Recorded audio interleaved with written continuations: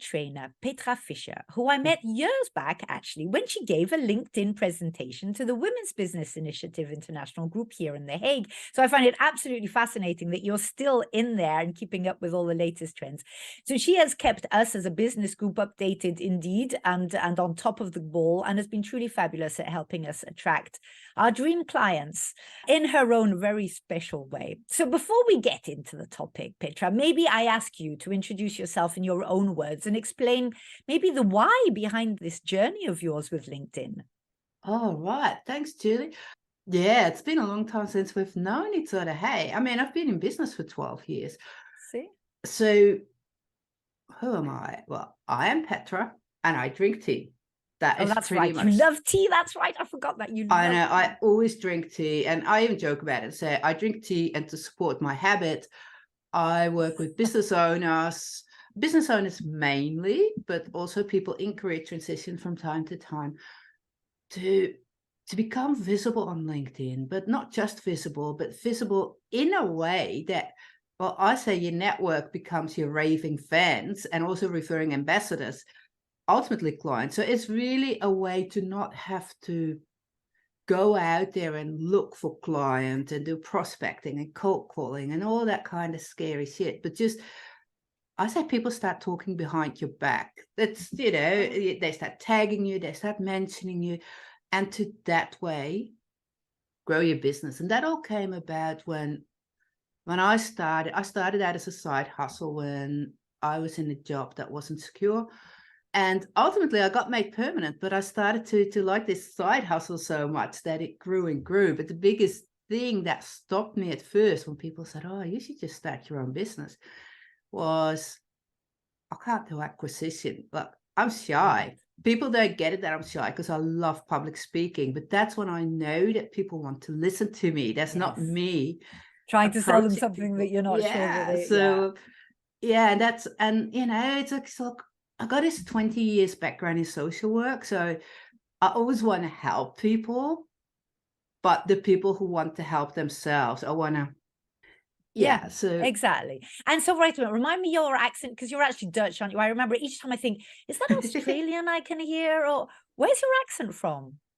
yes, you say I am Dutch. I did live in Darwin in the Northern Territory of Australia for That 10 is it, years. right. So Well, it that's, stayed. It's lovely. It gives you a lovely yeah, charm. And you're thank you. based in the Netherlands. Yeah. Right. I mean, so the topic today, and of course, I found that very funny. Not everyone needs to be on LinkedIn. I'm thinking like Petra's a LinkedIn trainer. So first of all, what do you mean with not everybody has to be on LinkedIn? But also, actually, just before I would like to backtrack, because what I do find incredible is that, as you said, so 12 years in business as a LinkedIn trainer, is that what you mean? Yeah, including the Yeah. side hustle. So the first few Yeah. years I had the day job and the business, and then gradually I started reducing my hours in the day job and But still, I increasing mean, that hours means here. LinkedIn, has been around for a while as a tool. And I know there have Yeah. been periods, maybe it was 5 years ago or something, there was all this noise about LinkedIn going out, but it is not out. It is very much relevant. And even Yeah. my daughter's now looking for contacts for her master's. And she said to me, will you help me set up a LinkedIn profile? And I'm like, okay. So I the know. younger ones too are I still did the going same to with my LinkedIn. daughter. We set it Yeah. up like 2 years ago or something. She's not active on it, but she's 20. She's 1 month older than LinkedIn. And she understands that by building her network now, just connecting to people as she meets new people, Yeah. who knows where they'll be in the future when she does need her network. Exactly. Right. So we're going to go into that in a minute, the differences between LinkedIn and other networks, but also how it has managed to stay the go-to part for also for the business side, right? So, I mean, your topic, not everybody has to be on LinkedIn. Now, what exactly were you saying with this? Well, because it's true. It's like, if you don't want to Right. be there, don't. No, but seriously, I was speaking to a friend of mine in Darwin recently, and he'd left his job, but he said in his last job, he was like, so they made a LinkedIn account for me because they said I had to, and I just Right. gave him my phone and let them do it. But now when I look at it, it's just not me. And me, I'm like, yay, let's hop on Zoom and let's go and fix it, blah, blah, blah. And so when we hopped on Zoom, I said, all right, there's two things we can do. We can fix it and make it you, or we can delete the whole account. And just that big wave of relief that I saw come over him. Right. You know, he's worked in the prison system amongst other things. And so It wasn't doesn't good for him. want the whole Yeah, world to yeah. easily find him. And I get it. When I was Of in Darwin, I course. worked in a women's shelter, and Darwin is a very small town. So perpetrators Yes. will at some time find out. And I had personalized license plates because I already had them before I took on that job. Back in the day, LinkedIn didn't exist, but if it did, there was no way I would have Exactly. been Not on everybody any wants social to be media then. found. Right. And then there's some professions, some industries where it's less relevant. For example, like in teaching or nursing, generally you don't need LinkedIn to get your next job. They probably have their own networks, there's right? a massive shortage, well, at least in the Netherlands anyway. Oh, yes, as well. Yeah. And it's fairly straightforward disqualification, that job. Yes, it's a match. Yeah. So, and it's often jobs where people stay quite long. Yeah. So in those cases, why would you go on LinkedIn? Maybe if you go to conferences, or if you have a specialty within your profession that you want to be known for. But, you know, yeah, so it isn't indeed. But so who is it for then? I mean, is it only for people? I mean, first of all, it's not only for corporate, for example. I mean, at first it was people looking for jobs on corporate, but obviously I'm an entrepreneur, so were you. And the majority of people that we both know in the networks that we had then been in are all entrepreneurs, but they're not corporates. Yeah. Yeah. And it's funny, you know, already years ago, I used to use this quote in my presentations by Reid Hoffman, the founder of LinkedIn, where he, in an interview, just sort of sighed and went like, people just think it's their place to dump their resume in an online Rolodex, but it's a network. And so this is what I love about LinkedIn. And also probably what you said, people thought it was on the way out, it's still going strong. Because it is your one-stop shop. You can put the narrative of your career there. So I wouldn't just jump your CV, but you've got a bit more wiggle room. Yeah. Yes, you can dump your Rolodex, but you can make lots and lots of new connections. Then there is all the information that you can learn from or share. True. And all these things working together is the total beauty. If you need an expert in something, it's really easy to find because someone in your network will know them. Yeah. And the other way around, people know you. So it's just all these things together make it such a brilliant place. Whether you're looking for a new job, whether you're looking for a client, whether you just want to be known for something, you know, something, but for something business, right? This isn't a Facebook. Yeah. So it's funny you say that, because a lot of people complain like, oh, LinkedIn's just like Facebook, it's so casual. I mean, just was it last week or the week before, the BBC did an article on it. The article is total rubbish. They interviewed marketing people from 3 different countries who all had a very narrow mindset. It isn't Facebook in the sense that, yeah, it's not where we share pictures of our children and our cats and stuff. And that's what I like about it personally. But the other thing is, you are in control of what you see. If you see a lot of stuff where you think, oh, this is all too dumb, or why are people even posting this these days? Well, you're seeing it because either you connected to the person posting it, or you engaged with one of the posts. And the biggest mistake people make here, they see something they don't like and they go and comment to tell that person why they don't like it. That is telling the algorithm, show me more. Oh, of course it is. Yeah, of course. So I think, you know, we're like around, I don't know, I think 900 million accounts now. I don't think there's one way to use it, but don't underestimate. You are in control of what you see. Right. You can unfollow people. You can unfollow content. Don't engage with anything or anyone you don't want to see more of, you know. So instead of wasting your energy on, oh, LinkedIn's going down the drain, la la la. No. LinkedIn is just a tool, It's a and it's tool, but adding it's more and more developing really well, features. isn't it? Because I mean, Yeah. I was looking at of course, before this made me think of, oh gosh, I better go and have a look at my LinkedIn profile. And I remember that actually the latest updates on mine are our latest talk when you were on my podcast about a year and a half or so ago. So, I mean, you can do great stuff with that. I mean, I'm a big fan. I will be honest. I'm a big fan of LinkedIn. I don't use it to full potential at all, like I should, like you teach us, all the things that you can do with it. But I like the fact that it's there. I like the fact that it's the professional place, as in, yes, you can post. I mean, I post my podcast and my YouTube there as well. Yeah. It's my brand has been built around LinkedIn and the people that I know. It's the first thing that I do when I meet someone. I go and see if they're on LinkedIn, because like that, I don't lose who they are, before I forget who it was, etc. I connect with them on LinkedIn. And I find it, I like the way it is. I like the way it isn't indeed the Facebook I have too. And I like that for more the fun stuff, the photos of me and my daughter at her birthday yesterday, etc. I'm not going to stick those on LinkedIn. But it is a community. It is like a home where you see people flash by, where you see, I mean, lots of the people on this podcast, I've seen something they've done on LinkedIn and thought, oh, that looks really interesting what she's doing. Let's ask if she would like to feature. And that's how it goes about. So, I mean, what would you say to people? I mean, first of all, there's having a LinkedIn account, right? Why we should. But secondly, there's optimizing your LinkedIn account, because I remember from the last talk that we had, there is so much more we can do, right? Yeah. Right. Yeah. So, and I love one of the things you just said, when people have heard about you, whether they listen to your podcast or something else, they look you up on LinkedIn. Yeah.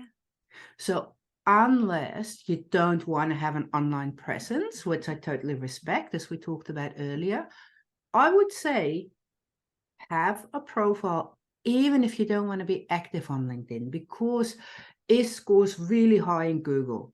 Yeah. If you're not doing something else like actively blogging or your YouTube channel or something, it'll be in the top 3 of the Google search results when people search for your name. So when you know that before any call, meeting, whatnot, people tend to look, if you're on LinkedIn, I always do. have something there, and have something that represents you the way you are. So some people say, oh, it's so formal, it's so boring, it's so stiff. Oh, no, Doesn't it's have to not. be. It's what you make it. I know, I think it's officially called a professional network. I like to call it a business network. Business network, yeah. And how do you do business? You know me, at the beginning of this call, before you record it, I comb my hair. There, hair's combed, right? That's me. That's how I show up for my clients. So that's how I show up on LinkedIn as well, in my images and things like that. So having a presence that reflects who you are when we are to meet, when we're on a call, and be that formal or casual, be that funny or serious, That's a be that very good really, tip really already. chatty, or just Right. bullet points. It doesn't matter. It has And so to be you reflect you. that with the photo that you put on, and the content that you share, and your little, that little introduction bit that you explained to us last time, how to get that right. That's how you Yeah. reflect your authenticity then. Don't pretend to Yeah. be somebody you're not. And if you're on LinkedIn, not just so that there's something there if people look for you. If you're on LinkedIn because you want something, be it a new job or a client, then you got to think, if that right person hits my profile, what do you want them to do? And what do you want them to do? If you're a business owner, maybe you just want them to subscribe to your email list, because then you can contact them a lot. Or maybe you want to be a bit more direct. You want them to book a call to talk about your services. Or maybe you've got something low key, like an online thingy people can buy for less than $100. Then they don't need to hop on a call with you. You just want them to go and buy it. It doesn't matter, but have a think, not just about the image you want to portray when people see you, but what do you want them to do? And then optimize your profile for that. But can you do that on LinkedIn? Have like a call to action subscribe button? No. Huh? Well, you can do so many different Or you things. send them to your website sort of For thing. example, in my Yeah. case, at the moment, I just like to talk to people to see where they're at with LinkedIn for their business and if my services might be of any use to them. Yeah. So I just want to book some calls.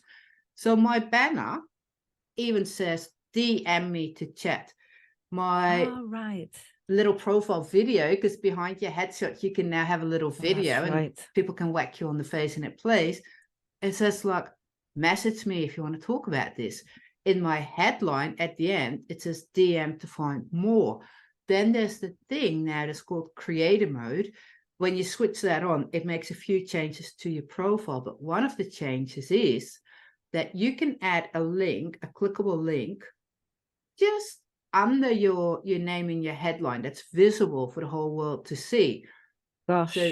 So I didn't that even know that. You see all this go stuff that you somewhere. know. So this is what you do for your clients, right? So if your Yeah. client comes and says, okay, either I need a LinkedIn profile or I need to optimize my LinkedIn profile, you really, you coach them through, and you do the technical bit as well, adding these links and stuff like that.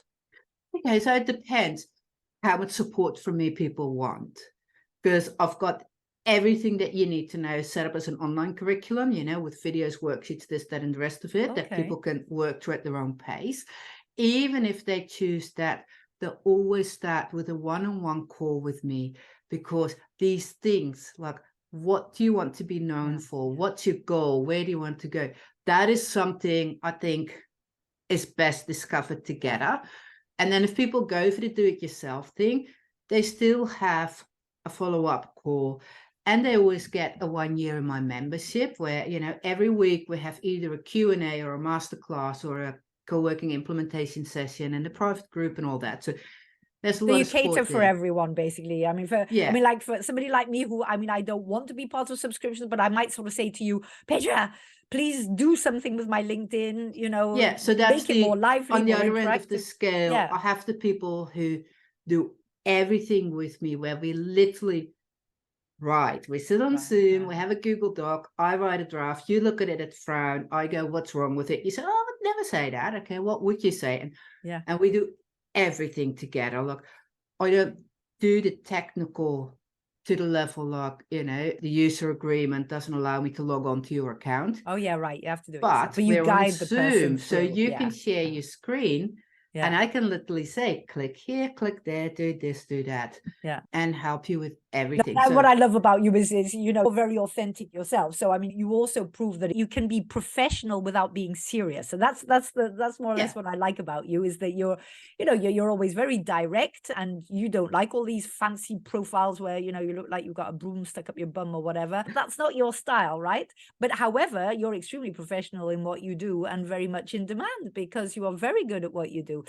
So okay, so what would, if we say, what tips would you have for our audience? So of course, if they want to totally redo, etc., to come to you. But first, I think we've defined that LinkedIn definitely still is in, and for me, it's my go-to. It's still entirely my business go-to. I mean, I have my Instagram, which I'm not very good at, and the Facebook and the rest, but LinkedIn is really my place. And I do check people for credibility.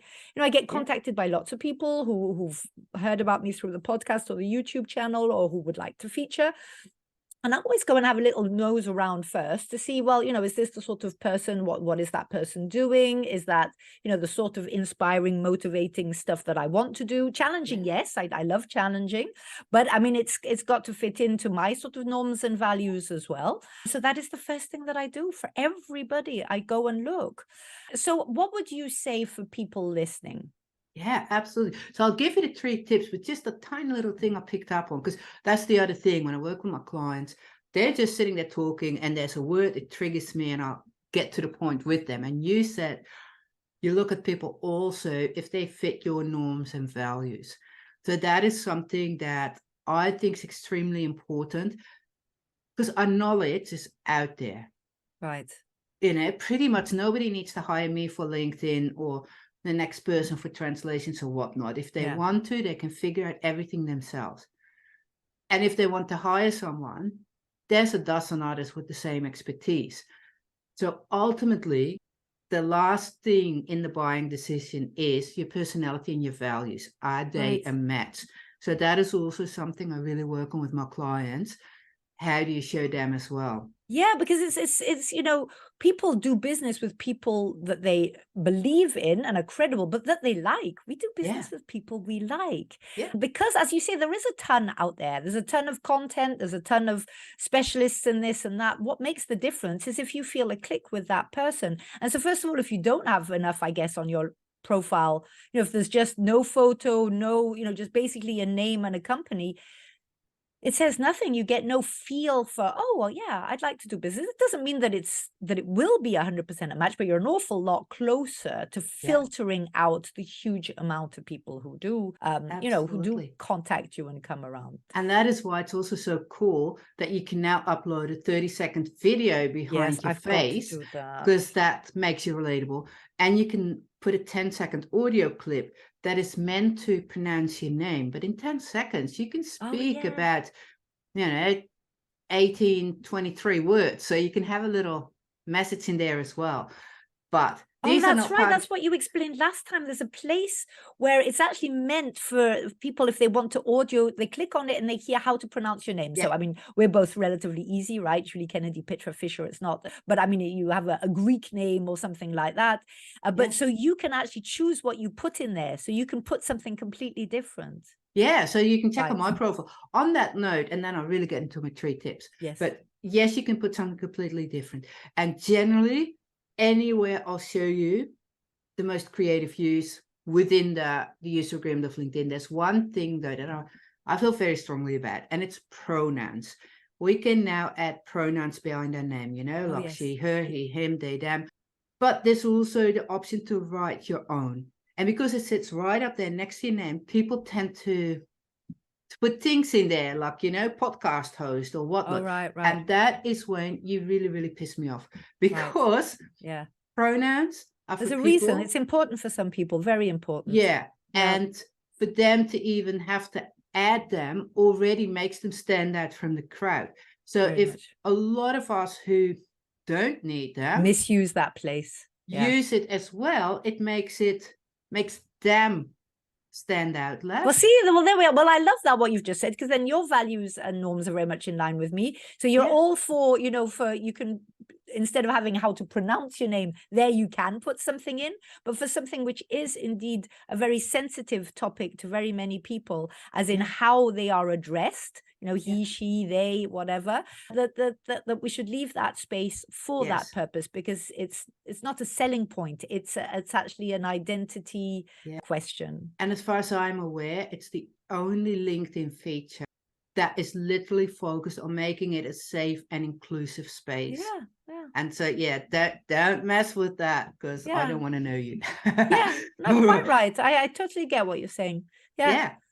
And I mean, I've written down as well for myself my 30-second video and my 10-second audio clip, because I'm pretty sure that was what I wrote down last time we spoke. And I did put that little open to work or something, little green thing around it, but I didn't get round to doing the thing. Okay, we get back to that. Right. Yeah. For so those your for 3 people tips. out there, 3 tips for why one should be on LinkedIn, or what's the best thing to do with our LinkedIn. Okay. So if you're going to be on LinkedIn, it's going to be a long-term thing.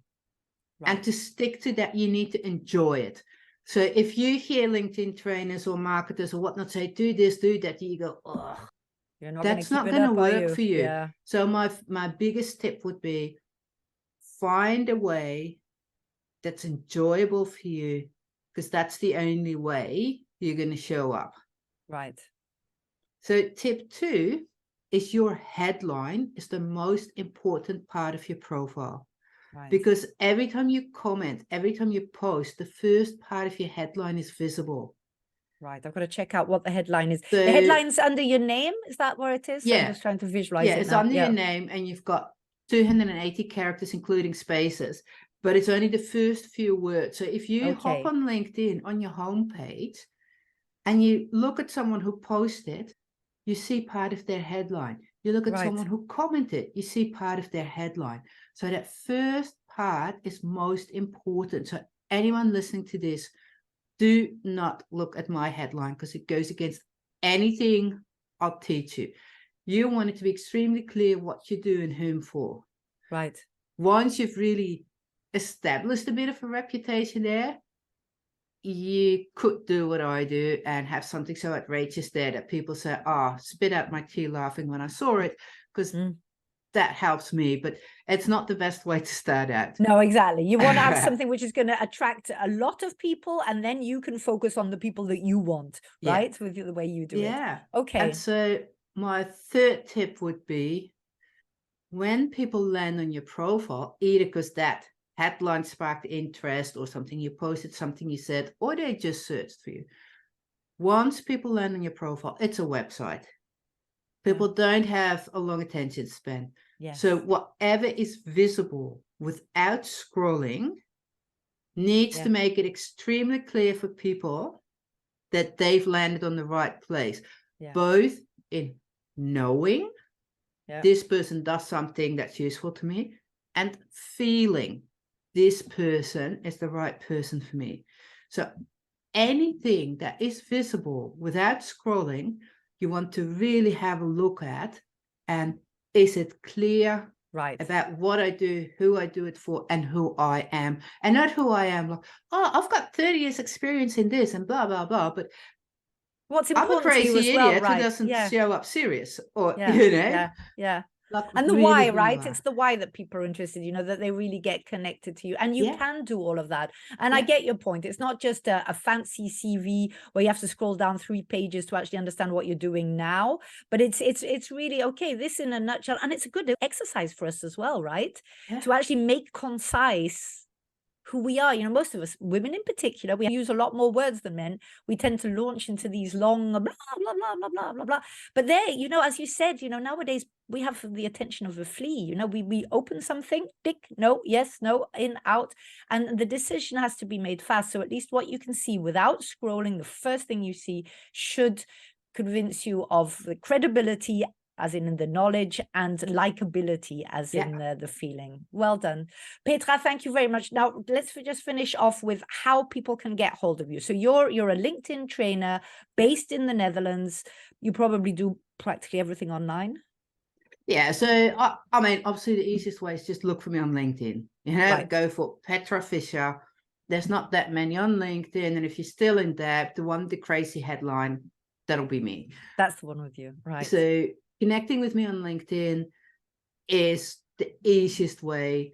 The other thing is, if you think, how do I know that, that top bit ticks all the boxes? I have actually just created a checklist, and it's a checklist with, I call it a bit of a twist, because it gives you reasons for why. So it doesn't just say, oh, do this, do that, but it then really you understand goes, the why. first impression bit, the credibility bit, the whatever bit. So it really shows that. And that is on my website. So it's just petrafisher.com/checklist. And thank you very much. And you've personally as well, I thank you, because you have reminded me that it's time for me to go back and do another update of my LinkedIn. And because I like it, and I do actually like using it, it's one that I don't know really why, to be honest, but it's one that I feel very safe and happy using. But I do need to update it. And like all good things, as you say, I don't know how long LinkedIn's existed, but it has to go along with society. So it's updated. And if we want to go along doing business or being visible in society, we have to update too. So girls, time for us all to take a look at our LinkedIn profiles. And for any help, go and look for Petra Fisher online, and everything will be in the show notes. Thank you very much, Petra. To the rest of you, speak to you again this time next week.